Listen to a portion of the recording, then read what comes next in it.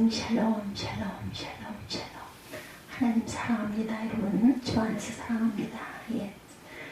마태복음 22장 1절에서 14절 말씀입니다. 우리가 잘 아는 말씀이죠. 혼인잔치의 비유입니다. 예. 22장 1절에 보니 예수께서 다시 비유로 대답하여 이르시되 천국은 마치 자기 아들을 위하여 혼인잔치를 베푼 어떤 임금과 같으니 그 종들을 보내어 정한 사람들 혼인잔치에 오라 하였더니 오기를 싫어하거늘 다시 다른 종들을 보내어 이르되 정한 사람들에게 이르기를 내가 오찬을 준비하되 나의 소와 살찐 짐승을 잡고 모든 것을 갖추었으니 혼인잔치에 오소서 하라 하였더니 그 뒤에 돌아보지도 않고 한 사람은 자기 밭을 한 사람은 자기 사업하러 가고 그 남은 자들은 종들을 잡아 모욕하고 죽이니 임금이 노하여 군대를 보내어 그 살인한 자들을 징벌하고 동네를 불사르고 이에 종들에게 이르되 혼인잔치는 준비되었으나 청한 사람들은 합당하지 아니하니 내 거리 길에 가서 사람을 만나는 대로 혼인잔치에 청하여 오라 한대. 이렇게 말씀하고 있습니다.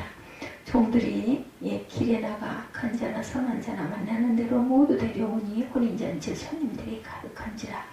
임금이 손님들을 보러 들어올세 거기서 예복을 입지 않은 한 사람을 보고 이르되 친구여 어찌하여 예복을 입지 않고 여기 들어왔느냐 하니 그가 아무 말도 못하거늘 임금이 사환들에게 말하되 그 손발을 묶고 바깥 어두운 데에 내던지라고 해서 슬피 울며 이를 가게 되리라 하니라.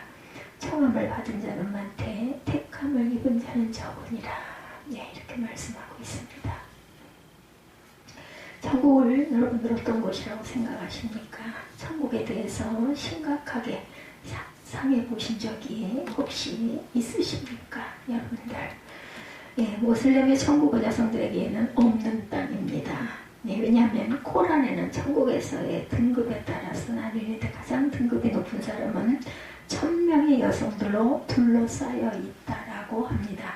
그 다음 사람이 900명이고 코란에서 말하는 천국은 여성들과는 아주 상관이 없는 곳이죠. 그런가 하면 도교의 천국은 아주 한가합니다. 신선도를 보면 대부분 정자나무에 앉아서 바둑을 둔다든지 낮잠을 자고 있다든지 소년이 차를 끓이는 모습이 나타나 있습니다. 평생 힘들게 일해야 먹고 살던 이들에게 이처럼 한가하게 지내는 곳으로 도교에서는 천국이 그려지고 있습니다. 불교의 천국은 이 지상의 고통의 땅이다 이렇게 생각을 하죠. 이 고통이 왜 생기는가 하면 욕심 때문이다. 그 욕심이 집착을 낳기 때문에 사람들이 고통을 받습니다. 그 고통을 면하는 법, 그래서 도에 이르는데 그것을 나르바나 이렇게 이야기합니다. 우리말로 열반이라는 거죠. 산크리스토로 나르라는 말은 아무것도 없다. 무적 무. 바나라는 말은 불티라는 뜻이에요. 불같이 꺼져버리는 장소, 아무것도 없는 장소, 무상무념의 장소. 이것이 불교가 말하는 나르바나, 곧 천국입니다. 그 다음에 성경에서 천국은 여러 설명 중에 가장 많이 묘사되어 있는 모습이 잔치로 나타납니다. 시편 23편에 주께서 내 원수를 목전에서 내게 상을 베푸시고 기름으로 내 머리에 바르셨으니 내 잔이 넘치나이다. 주께서 나를 비웃고 조롱하는 모든 사람들 앞에서 상을 베푸신다 말씀하죠. 우승했을 때 받은 상이 아니고 잔치상이라는 말입니다.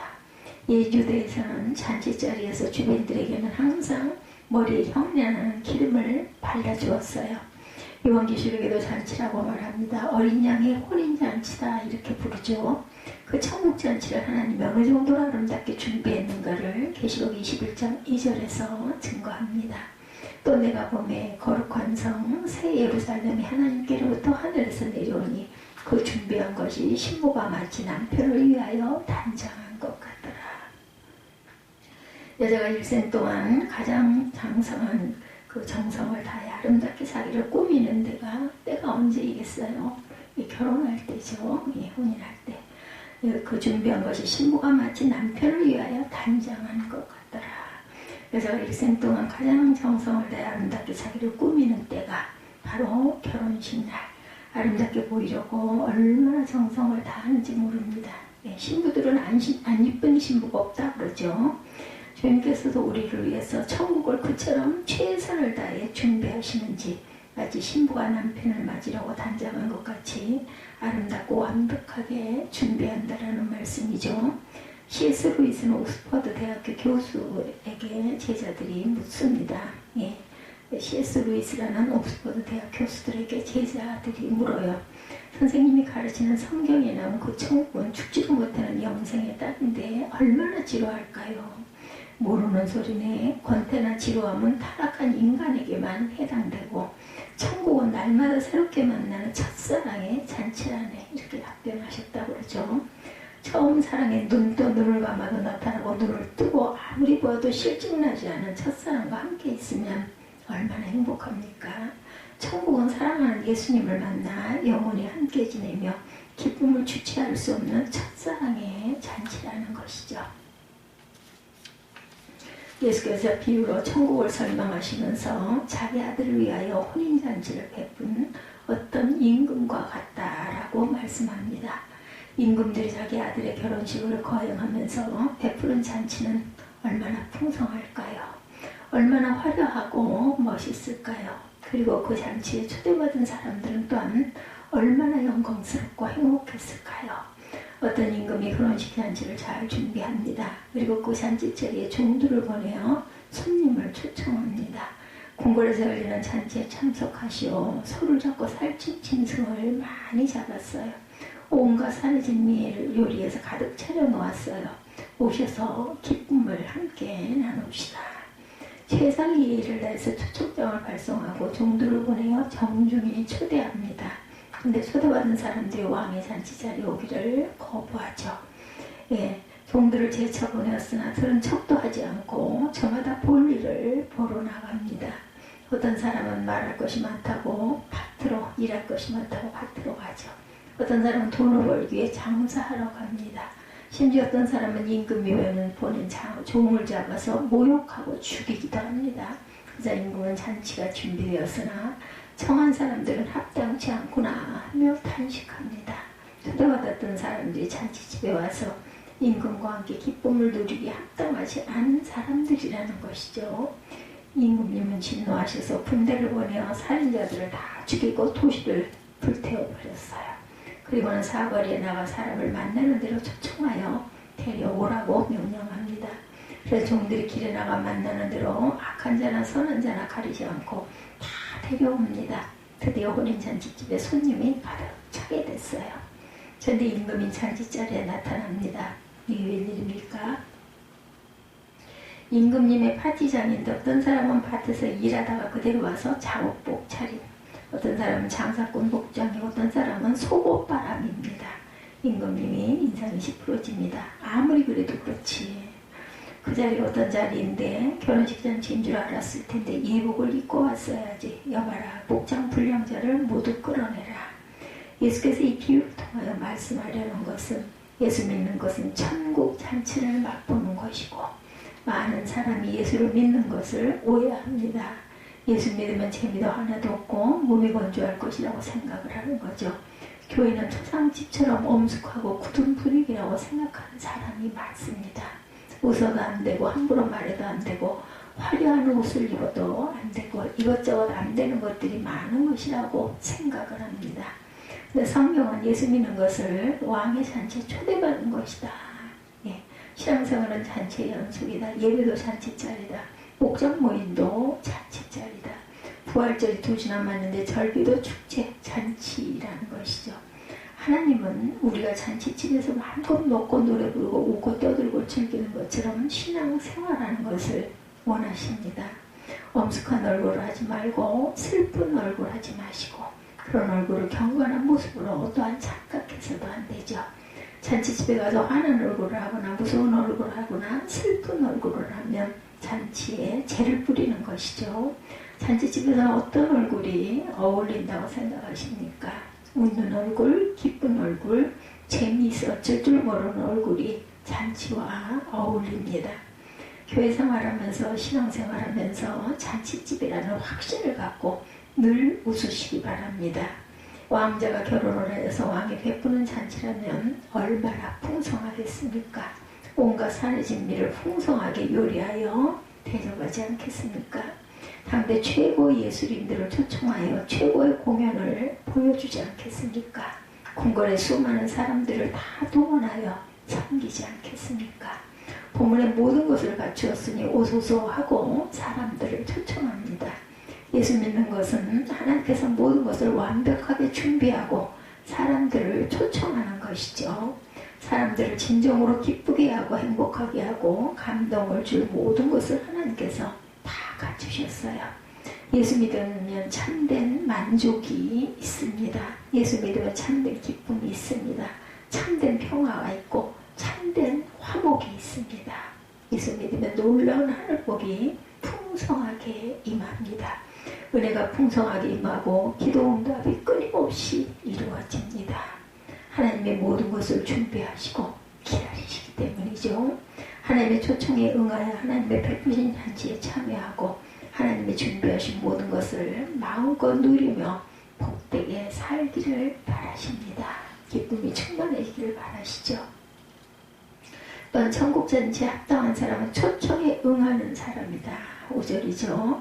아이러니한 것은 왕의 초청을 사람들이 거절하였다라는 것이에요. 예.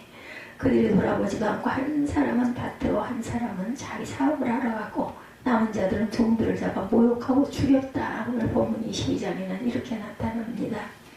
예. 화가 나서 군대를 보내요. 그들을 죽이고 도시를 불살랐어요. 그러면서 왕이 혼인잔치는 준비되었으니 청한 사람들이 마땅치 아니하니라고 말합니다.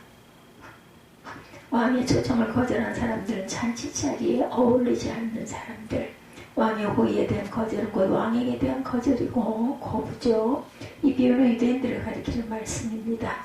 유대인들의 가장 먼저 복음이 전파되었어요. 예수께서 유대인으로 오셔서 그들이 보는 가운데 십자가에서 죽으시고 부활하셨습니다. 제자들에게 성령 강림의 사건이 임하였고 예수님이 하나님의 아들이시고 모든 약속 그대로 실현되는 것을 그들은 생생하게 보았습니다. 그러나 유대인들은 고집을 버리지 않고 계속 예수님을 거부합니다.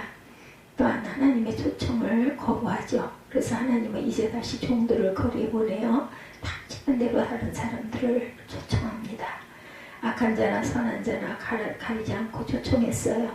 왕과 아무 친분이 없는 자들을 초청합니다. 왕을 위해 공로가 없는 자들을 초청합니다. 네, 어이없게도 왕의 초청을 거절한 사람들처럼 하나님의 복된 초청을 거절하는 사람들이 유대인들이었고 하나님은 그들에게 많은 선지자를 보내어 초청하셨는데 유대인들은 뻔뻔히 하나님의 초청을 거절합니다.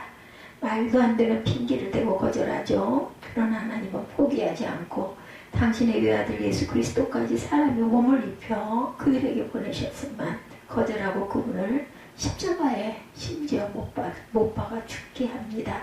하나님은 모든 좋은 것을 다 준비하시고 초대하시는데 거절하다니 얼마나 안타까운 일입니까? 오늘은 하나님의 초청이 계속되고 있어요. 오늘도 자격에 대한 아무 조건이 없이 초청하십니다.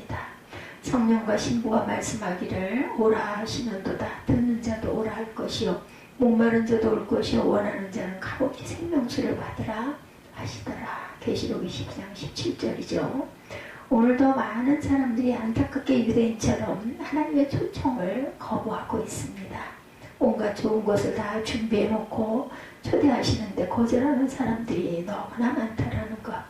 말도 안 되는 이유와 핑계를 대며 거절하고 있어요. 시시하게 짝이 없는 그러한 사사로운 일을 핑계로 욕심에 사로잡혀 하나님의 초청을 거절합니다. 공연이 바쁘다는 핑계를 앞세우며 하나님을 거절하고 있죠. 거절하는 사람은 천국잔치에 합당하지 않은 사람으로 간주됩니다. 오직 하나님의 종들을 보내어 하시는 초청에 응하는 사람만이 천국잔치에 합당한 사람이다. 하나님이 준비하신 기쁨과 감동과 평강을 맛보며 즐기면 됩니다. 여러분 모두 하나님의 초청에 즉각 응하시는 복된 자녀들이 되시기 바랍니다. 셋째, 천국잔치 합당한 사람은 예복을 입은 사람이다. 오늘 본문 12절이죠. 어찌하여 예복을 입지 않고 여기에 들어왔느냐 하니 그가 아무 말도 못하거늘 임금이 사관들에게 말하기를 그 손발을 묶고 바깥 어두운 데에 내던지라고 해서 슬피 울며 이를 갈게 되리라. 청함을 받은 자는 많되 택함을 입은 자는 적으니라. 예복은 뭘까요? 그리스도를 믿는 믿음이죠. 성령은 여러 번 하나님 앞에 서기 위해서 의의 옷을 입어야 한다고 강조합니다. 너희는 유혹의 욕심을 따라 썩어져가는 보습을 쫓는 옛사람을 벗어버리고 오직 심령으로 새롭게 되어 하나님을 따라 의와 진리의 거룩함으로 지으심을 받은 새 사람을 입으라. 에베소서 4장 22절에서 24절입니다.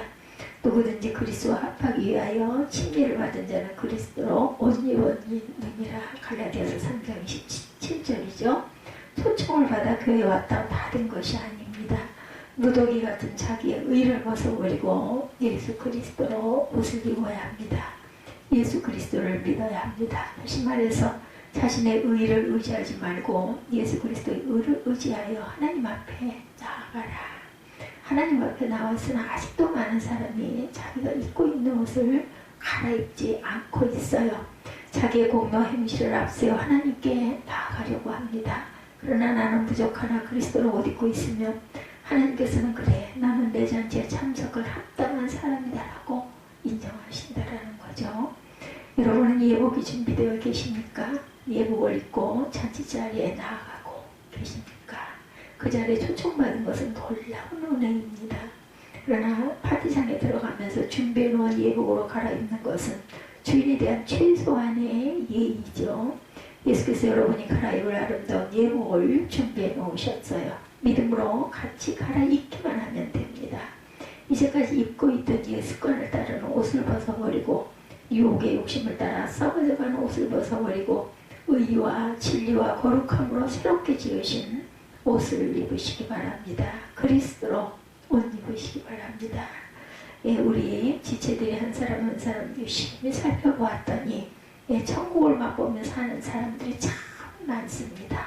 본래 우울증으로 도무지 헤어나올 방법이 없었던 사람도 예수 믿고 천국을 맛보며 기뻐하며 살고 있고, 악한 귀신에 시달리며 지옥의 두려움에 사로잡힌 사람, 불치의 병으로 지옥의 고통을 맛보고 살던 사람, 불면증으로 밤이 지옥 같던 사람, 온갖 인생의 위기를 만나 하루하루가 불행하던 사람들이 예수를 만나 천국 잔치를 맛보고 사는 분들이 많이 계십니다.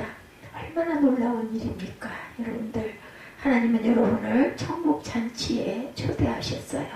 하나님의 초청에 응하고 그리스도를 믿음으로 의의 옷을 입음으로 천국 잔치에 합당한 자로 인정을 받아서 여러분 모두가 천국 잔치에 귀빈들이 되시기를, 자격이 없어 밖에 쫓겨나는 일이 없는 저와 여러분이 되시기를 주님의 이름으로